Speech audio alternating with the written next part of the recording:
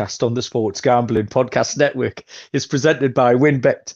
Bet $100 at WinBet and get a $100 free bet. Head over to sportsgamblingpodcast.com/WinBet. That's sportsgamblingpodcast.com/WYNNBET to claim your free bet today. We're also brought to you by the SGPN merch store. From now until Tuesday, get 20% off when you use the promo code NFC Beast. Good evening, everybody. Welcome to the MLB Gambling Podcast on the Sports Gambling Podcast Network. My name is Malcolm Bamford. I am coming to you from Newcastle upon Tyne, northeast coast of England. Today is Friday, September the 23rd. We are here to give you a Lock Dog Total Turbo episode for the MLB slate on Saturday, September the 24th. And joining me is Mr. Dylan Rockford. Dylan, hello again. How are you? Well, it's the second time. How's it going, Malcolm? Good to be with you. Yeah, for the second time. I failed to press any of the required buttons in order to record and broadcast this episode. So me and Dylan have done this once already. Just no one else was listening. I did this 2 Fridays ago as well, Dylan, when we did this. In my defense, I think what it is, I've been to work. It's Friday night. What time is it now? It's 11:30. So yeah. So I've been to work. I'm a little bit tired and emotional. I poured myself a little ginger wine and I'm just getting ready to go to bed. So if I fail to press the correct buttons, then you can't hold me responsible. I'm also entirely useless as well, which is a problem. That's all right, bro. So yeah, weekend coming up tomorrow. We were just talking a little bit of NFL off air. I was telling you how terrible a start I was having to my season. I was all in on the Steelers last night. I mean, where was your money last night? What went on?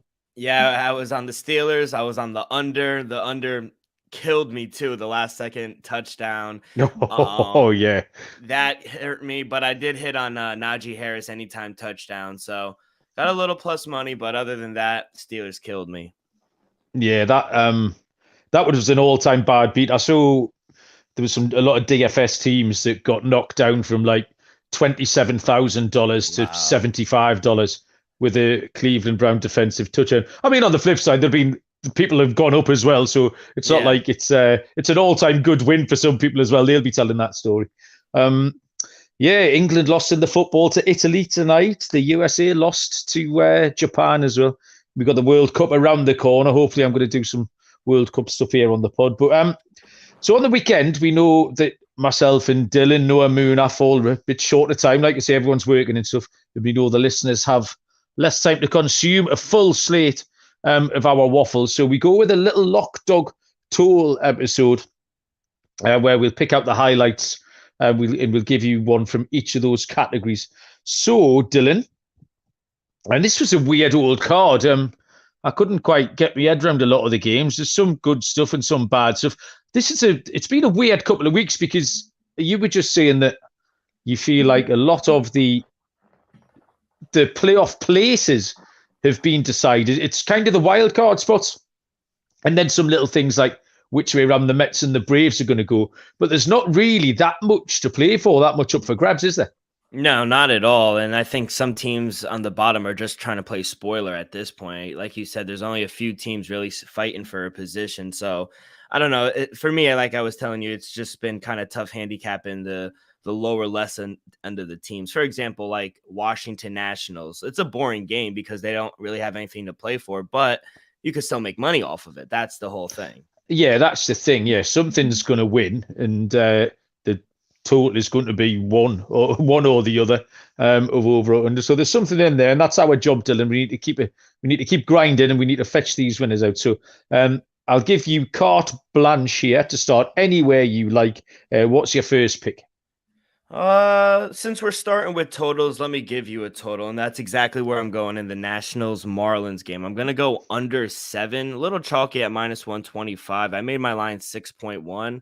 I think Sandy Alcantara at home's been phenomenal this year. 8-4, 1.67 ERA against Washington this season. He's faced them 4 times, 3-0 with a no decision. He has a .84 ERA, and batters are only hitting 200 off of him. I think just Washington, they're struggling to score runs right now. I think Alcantara could really limit them. So Miami, we've talked about it before. They're a pitcher's ballpark. So I think we get a low-scoring game. I'm going to go under 7 for my total. I mean, we've joked earlier in the season that if you see Miami on that slate, the total next to it is always 7. Doesn't matter who they're playing. I mean, I've streamed Braxton Garrett tonight in a game that starts just about any second as we speak against the Nationals. Just not because I like Braxton Garrett, but just anyone against the Nationals. And we talked on the pod a little bit last night with Noah about fading Josiah Gray because he looks like his arm's about to fall off. But yeah, this could finish 0-0. I mean, if that was a thing, this could easily finish 0-0. The thing is, Miami probably or should get 2 or 3 runs off Fedde, and that should probably be enough because it's going to be one of these ugly games, and that's how we've handicapped the whole series. But yeah, the 7 for Miami is there for a reason, and absolutely agree with you there. The play I've gone to tonight, I tried to pick a few pictures that I liked, and I chopped and changed quite a lot. And then in the end, I stuck to my guns because I was talking myself out of stuff that I had no business. I wanted to keep the faith with the things that I picked. So I'm going to take an under as well. The game is the Milwaukee Brewers and the Cincinnati Reds, where it makes sense that we have Corbin Burns going for the Brewers, one of their premium pitchers. But then Graham Ashcraft is back for the Reds. Graham Ashcraft, who got quite a lot of airtime in kind of June or July when we were recording the show. I think we would have picked up some Rookie of the Year tickets on him as well. And he was going along okay. Then he kind of fell off a cliff and has been injured. I'll start with Burns. You know what you're going to get with Burns. He's 3-12 on the season. However, he's been struggling a little bit lately. His last 5 starts, he's got a 5.29 ERA. He has faced some tricky opposition. I think Cincinnati are the team to take advantage of for him. He's 283 on the road, so no problem with him there. Ashcraft is making his first appearance since August the 19th. Before that, like I say, he struggled a little bit before he went to the IL, but he had a really good stretch in sort of June and the early part of August. He was 3-2 with a 3.56 home ERA. His home ERA is an entire point better than it is on the road. So last night's game I watched, it was Hunter Green against Brandon Woodruff, and that game looked very, very similar to me. It's not a secret that I've been out on the Milwaukee Brewers bats over the last, probably 6 weeks or so now. The Brewers won that game 5-1, and this to me just looks a really similar setup. You're going to get Burns will be able to hold the Reds in check, just like you've talked about Alcantara doing with the Nationals. And I think Graham Ashcraft at home against this fairly weak Brewers lineup that I'm not really keen on. I think he can perform quite well. And again, I think the Brewers can win, but it might be something like 4-1, 5-1, like the Thursday night game. So yeah, under for me in that one, Dylan. Yeah, I like the under. I set my total at 7.6. I agree with the whole thing. You know what you're going to get with Corbin Burns. Also, you have 7-mile-an-hour winds blowing in. I think that will help you as well. And the Reds, they're just not scoring runs. They've gone under this number in 5 straight. I love this play. I would go under as well. Yeah, the Reds had quite a lot of base runners last night and never turned it into anything. Okay, so next you're going to give us your dog of the day, Dylan. Yeah, that's exactly where I'm going to go. I'm going to go my dog of the day, and that's going to be Guardians on the run line, plus 135. It's Cal Quantrill Day, Malcolm. You know I'm high on this kid. Since the All-Star break, the Guardians have won 13 of his 14 starts. I don't know what it is, but no matter how many times or how many runs he gives up, the team just rallies for him. So in 3 of his 4 starts on the road, the Guardians have covered that run line as well. So the Guardians, they're 8-2 in their last 10. I think they're the hotter team. They're playing hot at the right moment. So I can't back Glenn Otto either. He's unreliable at home, over a 6.11 ERA at home. So I think the Guardians crush him. Give me them on the run line, plus 135. Yeah, myself and Noah talked about Cleveland last night on the show because Cleveland are pretty much an auto bet for me at the minute. In any 100%. Situation, because they just find a way of getting it done. And even if they wrap this division up, we talked last night that the kind of team who were just thriving off winning. I don't think they want to start resting players. I don't think they want to start tinkering with a lineup and worrying about the postseason. They just want to keep doing what they're doing because everything. They've been such a good story this season. They really were. Everyone was very low on them at the start of the season, and then this hasn't happened by accident. they've played really good, competitive, and hard-nosed baseball, the Cleveland Guardians. Texas are incredibly bang average. I'm not sure Glenn Otto is even that good. So, yeah, Cleveland are an auto pick for me. So, Cleveland on the run line there for Dylan. I've gone a little bit off the wall here for my dog. It's a big one. It's plus 170. And it's going to be the Colorado Rockies at home to the San Diego Padres in Yu Darvish. Chad Kuhl is the pitcher for the Rockies. He has a 3-3 home record. He's got a 5.06 ERA, which is high, but you can add the Coors Field inflation onto that. I was just looking at this. I mean, for a start, this looks like an obvious over. But that kind of plays into my handicap a little bit because this is going to be a shootout. In 3 of those recent games, the team won 10-7, lost 10-7, and then lost 7-6. So there's millions of runs kicking about. Darvish has been good recently. However, his Coors Field record isn't very good. 3 of his 4 appearances, I think he's had 2 for the Padres and 2 for the Cubs. He's gone for 4 earned, 4 earned, and 5 earned. The Padres have won the last 5 games that Darvish is pitching, so I'm expecting a little bit of regression as well. And I know that, although I'm saying this is going to be a shootout in high scoring, the Padres haven't really scored an awful lot of runs. They scored a 12 in the last 6, but apart from that, there's a 6 in there, and then there's a 2-0, a 1, and a 2. The Rockies are still above 500 at home, 40-38. And the Padres road record, just having a look, I've got it written down, or if I've written it down correctly or otherwise. Yeah, so they're 43-35 on the road. This just looks like a shootout. And I thought the more runs that were scored here, the more Colorado are going to be in the game. This could finish something like 8-7. It's just going to be a crazy one. And I wasn't convinced about Yu Darvish's record in Coors Field. So, yeah, Colorado at home are always live. I don't care who they're playing. So this looked like a decent spot at plus 170 for a pizza bet. Yeah, I agree, Malcolm. I only made the Padres a minus 180 favorite. And I think you're right. I agree with the over as well. I made my total 11.4. So I think as the runs continue to pour in, I think it gives Colorado a little more confidence. And I know they've lost 4 in a row, but they got to win one of these games. You know, they got to come back. And I think at home, this is a perfect spot. I think you're right. I think regression may be coming for Darvish, and especially on the road.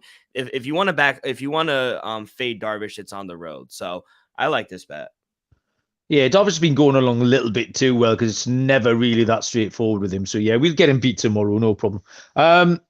Before we get on to our locks for the show, WinBet is our headline sponsor here. It's the perfect time to join. If you bet $100, you get a $100 free bet. The casino is open 24 hours as well, 100% deposit up to $1,000. WinBet is live in Arizona, Colorado, Indiana, Louisiana, Michigan, New Jersey, New York, Tennessee, and Virginia. Plus, WinBet has their own same game parlay feature. Loads to choose from. Head over to sportsgamblingpodcast.com/WinBet so they know that we sent you. That's sportsgamblingpodcast.com/WYNNBET to claim your free bet today. Offer subject to change. T's and C's at winbet.com. Must be 21 or older and present in the state where pay-through WinBet is available.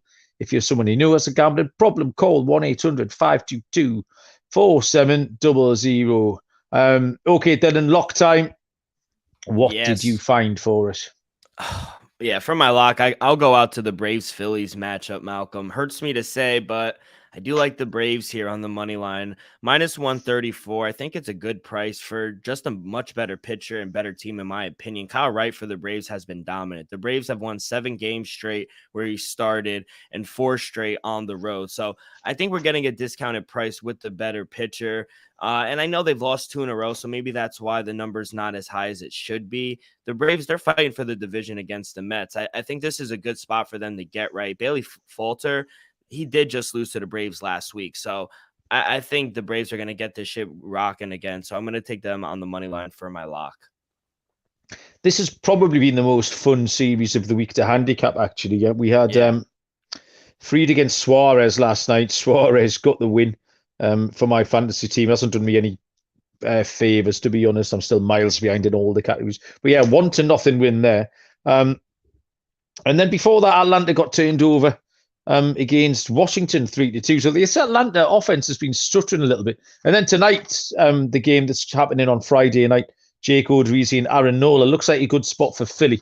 Saying that, this does look a good spot for Atlanta. So look, I think Philly will take the Friday night game, and Atlanta look primed to take the Saturday night game and keep the Mets on the toes. Yeah, so it was a decent pick. What price was that, Dylan? I got it at -134. I made them a -180 favorite. Oh, wow. So a full half point in your favour. Yeah, absolutely. My luck, and again, I danced around this because this is a plus money price. I've got +120 here. But again, I thought about finding something short. Shall I go and find a -140 short? And I just thought, no, bollocks, come on, let's back your judgment here. In the same way that I've got Cleveland on auto pick, I've got Minnesota on auto fade.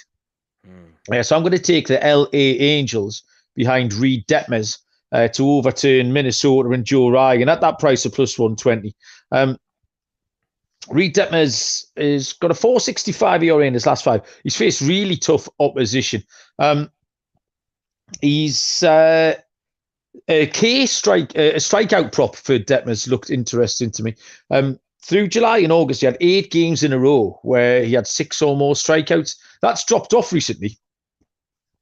He's had a couple of 3s and a 5. So I think that line could be something along the lines of 4.5 or 5. And I think Detmers can strike out a few teams. Minnesota appeared, they're like Dr. Minnesota at the minute. They will fix all your problems. If you've got anything wrong, go and visit Minnesota. They'll sort you out.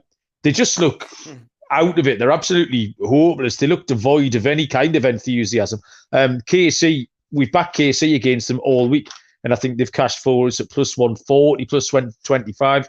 We had the team ride when for the Queen on Monday when everybody took KC to turn them over. The only little drawback is Joe Ryan is probably the only pitcher that I'd take at the minute for Minnesota, and he goes tomorrow. He's been in decent form. He really has. 273 in his last 5. He's got a 285 home ERA. However, the stat that got me was in 4 games against AL West opposition, he's got a 5.68 ERA, and he's lost all 4. He's faced Seattle twice, he's faced Houston and Texas, and got turned over in all of them. And to be able to win this game, you need some run support, and I just can't see where it's coming from. I really like Reed Detmers. I think he's going to finish strong.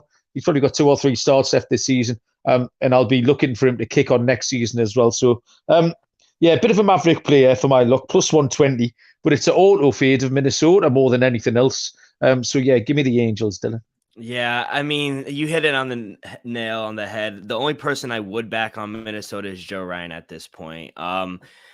Angels, their road record does scare me a little. You know, they don't play really good on the road. They're 31-44 on the road. But like you said, the Twins just got swept by the Royals. That's sad. So, I mean, to be honest, I made this game a -140 favorite. So I would need a little better of a price. But I like if money continues to come in on them, maybe you'll get a better price in the morning. So that's how I kind of see it. Yeah, absolutely, mate. Yeah, I feel confident about this. Like I say, I was dancing around and I thought I'm just going to stick to my guns and neck on the line, and we'll get some plus money winners in the bank tomorrow. Big weekend, Dylan. What's happening over there? You getting stuck into it's college football, your thing? Yeah, I like college football. I bet it. I don't really analyze it too much like I do football and baseball. I like college basketball. I'm more of a college basketball guy. So what's happening this weekend? Are you just kicking back? Yeah, just kicking back, watching some NFL. Yeah, me and Munaf are gonna do an NFL podcast on Sunday night. So for Monday Night Football. So make sure you guys go check that out as well. Yeah, nice one. There's no EPL this weekend. It absolutely it makes my teeth itch when there's no EPL. It's international weekend, so England, like I say, I said it earlier, England were playing tonight. Just means there's no football. I wake on a Saturday and my brain and my body are just in football mode, and then there's nothing. And it really annoys me. But I'm looking forward to NFL on Sunday. I feel like I'm due at NFL Sunday night. Week 1, I was in Vegas, which was a blur. I worked last Sunday, so I missed everything. So this is the first time, week 3 on Sunday night, is where I can get in my grumpy chair, get the red zone on, put 10 zillion bets on and a load of DFS teams and see what turns up. So I'm looking forward to that for the first time this week on Sunday. Thanks, everyone, for listening. Short and sweet, this one. Like we say, we know we haven't got time to consume as much stuff on a weekend. So appreciate everybody listening. The usual places for all your bets is all the college football and all the NFL stuff you will ever need is over on the website or get in the Discord group as well. Apart from that, Dylan, thanks for joining me. Have a lovely weekend, sunshine. Everybody else, good luck with your bets. Enjoy your weekend. We'll be back on Sunday night to unpick what's happened this weekend and talk about the Monday games. And until then, we will see you down the road. Cheers.